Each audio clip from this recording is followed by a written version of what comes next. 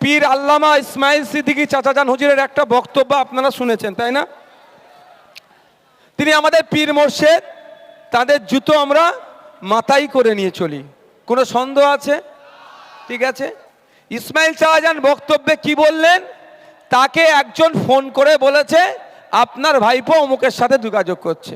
ভালো করে বোঝেন, তাকে একজন ফোন করেছিলেন। সেই লোকটা কতটা সত্য কথা বলেছে এটাই হচ্ছে প্রশ্ন। চাচাজান নিজের চোখে আমাকে দেখেনি, আমি শুভেন্দুবাবুর সাথে মিটিং করছি। চাচাজানকে মধ্যিখানে একজন কেউ বলেছে, এই মধ্যিখানে যিনি বলেছেন, চাচাজানকে যিনি বলেছেন, সম্পূর্ণ অসত্য মিথ্যা কথা বলে আমাদের পরিবারের মধ্যে একটা বিভাদ লাগাতে চাইছেন। আমি আপনাদের দুটো তিনটে তার প্রমাণ দিচ্ছি। প্রথম কথা এই নওশাদ সিদ্দিকী যেখানে যেখানে যায়, ঘর থেকে বার হয়ে বড় দরবারে একটু চা খেতে বসে আপনারা দেখেন তো অনেক সময়, ওটাও CISF এর জিডিতে, জিডি করতে না আপলোক কে বলতে, জিডিতে ওখানে লেখা থাকে যে পিপি বলে, আমাদেরকে পিপি বলে, পিপি বাড়ির বাইরে বার হলো, অমুক জায়গায় গিয়ে বসলো, অমুক জায়গায় গেল, রাতের দিকে যদি কোনো হোটেলে খেতে যায় সেটাও ওরা জিডি করে যে অমুক হোটেলে খেতে গেল বা অমুক জায়গায় খেতে গেল। আমি তাহলে এখানে একটা চ্যালেঞ্জ করে যাচ্ছি, বুকে বল আছে বলে তো চ্যালেঞ্জ করছি রে ভাই। নিশ্চিতভাবে যে বলছে শুভেন্দুর সাথে নাকি নওশাদ কথা বলেছে, তার তারিখটাও মনে আছে, একটা RTI করুক। CISF এর SSGর হেডকোয়ার্টার হচ্ছে নয়ডাতে একটা RTI করুক, অমুক তারিখটা উল্লেখ করে নওশাদ সিদ্দিকীর অমুক তারিখের মুভমেন্টটা আমাকে দেয়া হোক। কি বললাম, বুঝে আসছে? তাহলে আমি যদি শেরে পাঞ্জাবে যাই, ওরা লিখে রাখবে অন্তত শেরে পাঞ্জাব হোটেল।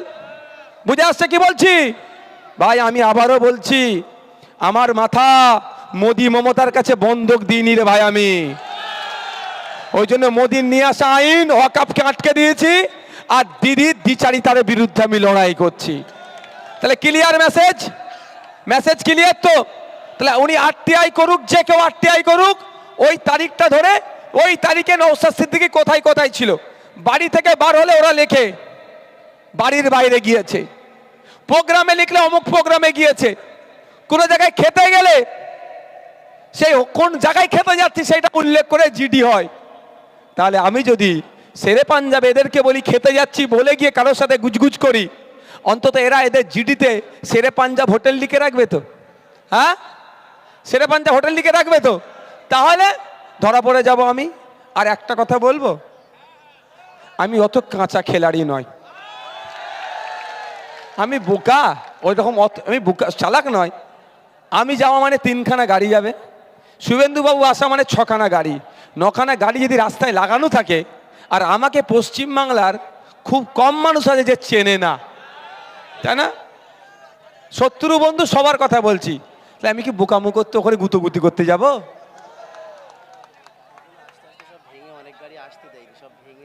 সেটা তোমরা ওটা দায়িত্ব নিয়ে করবে তো, প্রশাসনকে বলো ব্যবস্থা না দিলে তাহলে ব্যবস্থা হবে তার জন্য। আর একটা কথা বলি, একটা ম্যানিং ব্যাগ পাওয়া গেছে আমাদের বাবুল, ওই বাবুলের কাছে আছে, আপনারা উপযুক্ত প্রমাণ সহকারে নিয়ে যাবেন। আর একটা কথা বলবো, যদি শুভেন্দু অধিকারীর সাথে আমাকে গল্প করতেই হয়, সেটিং করতে হয়, সব থেকে নিরাপদ জায়গা কোথায় জানেন? বিধানসভার মধ্যে।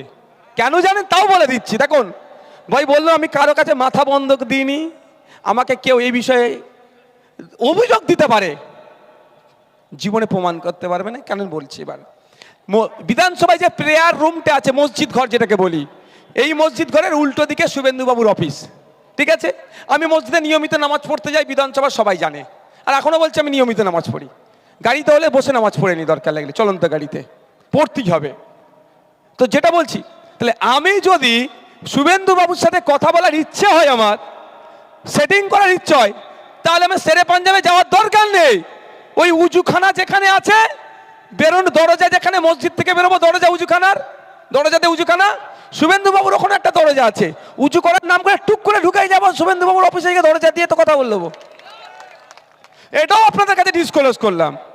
আপনাদের এখানে রহিমা মন্ডল মহাশয়া প্রাক্তন বিদায়ী এমএলএ, তো ওনার ফোন নাম্বার নিয়ে জিজ্ঞাসা করবেন যে নওশাদ ভাই বলল যে মসজিদের দেয়াল বা প্রেয়ার রুমের দেয়াল আর শুভেন্দুবাবুর অফিসের দেয়াল এক কি আলাদা? বলবে হ্যাঁ এক।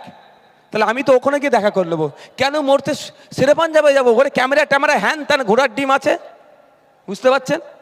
আমার চাচাজানকে যে ইনফরমেশনটা দিয়েছে, অসত্য ইনফরমেশন দিয়ে, তারা বয়স্ক লোক, সিনিয়র মোস্ট লোক, তাদেরকে আবার বিজেপির একদিকে ভয় দেখিয়ে দিয়ে যেটা বলতে বলেছে বলে দিয়েছে। আর আমার চাচার ওপরে আমার কোনো কথা নেই, আপনারা ভালো করে জানেন। আমি একবার একটা পুলিশকে একটু রাগে কথা বলেছি, আমার বড় ভাইজান আমাকে ভিডিও দেখে সঙ্গে সঙ্গে ফোন করে তাড়া দিয়েছে যে একদমই কথা বলবি না। তো আমার চাচাজান সম্পর্কে আমার কোনো বক্তব্য নেই, আমি আমার দিকে ক্লিয়ারিফিকেশান দিয়ে দিলাম। যদি মনে করেন নওশাদ ভাই সত্য কথা বলছে তাহলে আপনারা গ্রহণ করবেন, আর যদি মনে করেন নওশাদ ভাই অসত্য কথা বলছে সেটা আপনারা দেখে নেবেন। কিন্তু আপনাদের বলি, আমি যখন জেলে ছিলাম আমার নামে কি বলেছিল, যে এর কাছ থেকে টাকা নিয়েছে, এর অ্যাকাউন্টে টাকা ঢুকেছে বলে হই হই করিয়েছিল, তো প্রমাণ করতে পেরেছে। আমাকে ডিসি ডেকেছিল, আমি যখন সেন্ট্রাল লকআপে, ডেকে আমাকে বলছে আপনার ব্যাংকে অ্যাকাউন্ট নাম্বার বলুন। আমি ডিসিকে এরকম করে দেখিয়ে বলছি, আমার মুখ দেখে কি আমাকে পাগল মনে হয়? অবাক। আমি বললাম আমি আমার বাড়ির সবার মোবাইল নাম্বার মুখস্থ করতে পারিনি, আর আমার 4টে না তখন 5টা অ্যাকাউন্ট ছিল, যে ওই অ্যাকাউন্ট নাম্বার আমি মুখস্থ করব? হ্যাঁ, আমি বলে দিচ্ছি কোন কোন ব্রাঞ্চে আমার অ্যাকাউন্ট আছে, আর কোন ব্রাঞ্চ আর কোন ব্যাংক আমি বলে দিচ্ছি, আপনারা খুঁজে নিন। তো বলে দিয়েছিলাম, একটাতে মানে 1500 টাকা, একটাতে 2200 টাকা, একটাতে 1,05,000 মতো টাকা পেয়েছিল, বুঝতে পেরেছেন? সব মিলিয়ে 10 লাখ টাকাও পাইনি। তো আমি এই স্বচ্ছতার সাথে চলি, বুক ফুলিয়ে চলি। 17খানা মামলা নিয়েও মাথা হ্যাট করিনি, 170টা মামলা দিলেও ওই মোদি মমতার কাছে আমি মাথা হ্যাট করবো না যে আমি আমার চোখের সামনে আমার হিন্দু ভাইয়ের উপরে অত্যাচার হবে, আমার দলিতের উপরে অত্যাচার হবে, আমার আদিবাসীর উপরে অত্যাচার হবে, আমার মুসলমানের উপরে অত্যাচার হবে, আমার মন্দির মসজিদ ঈদগাহ কবরস্থানের জায়গা কেড়ে নেবে, আর আমি চুপ করে বসে থাকবো, এ আমার দ্বারাই হবে না। আমি প্রতিবাদ করব, তাতে আমাকে যার দালাল বলুক, যাই বলুক, হ্যান বলুক, ত্যান বলুক, ওতে আমি পরোয়া করি না। অভিষেক বাবু সুন্দর করে কি বলে গেলেন, এখানে বিজেপি নেই ওই জন্য আইএসএফকে লড়াচ্ছে, খুব শুনতে ভালো লাগলো। তাহলে অভিষেক বাবুকে জিজ্ঞাসা করেন, গোয়াতে কে ছিল? তৃণমূল ছিল, আপনি কাকে সুবিধা করতে গিয়েছিলেন? আপনার ভাষায় বলুন। অসমে আপনি প্রার্থী দিয়েছেন কংগ্রেসের এগেনস্টে, কাকে সুবিধা করতে গিয়েছেন বলুন? বলুন। আমি তো একটা চ্যালেঞ্জ করেছিলাম, আইএসএফ যেখানে যেখানে প্রার্থী দেবে আর তৃণমূল যেখানে প্রার্থী দেবে, আইএসএফ প্রার্থী দিয়ে যদি বিজেপি আসে, তৃণমূল যা শাস্তি দেবে মাথা পেতে মেনে নেবো, আর তৃণমূল যেখানে প্রার্থী দেবে ওখানে যদি বিজেপি আসে, আইএসএফ যা শাস্তি দেবে মাথা পেতে মেনে নিতে হবে। চ্যালেঞ্জ গ্রহণ করেনি কেন? যাক, সকলে ভালো থাকবে, কারো কথায় আপনারা ভুল বুঝবেন না, এইটুকু বিশ্বাস করেন তো? কার ভাই বলুন তো? কার ভাই? এইটুকু মনে রাখবেন, আব্বাস সিদ্দিকীর ভাই।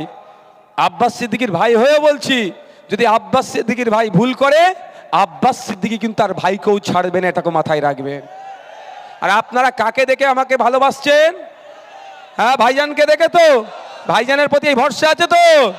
জানবেন নওশাদ যদি ভুল করে তাকেও আব্বাস সিদ্দিকী ছাড়বে না, এই ধরনের ন্যায়ের প্রতি উনি থাকেন। ধন্যবাদ।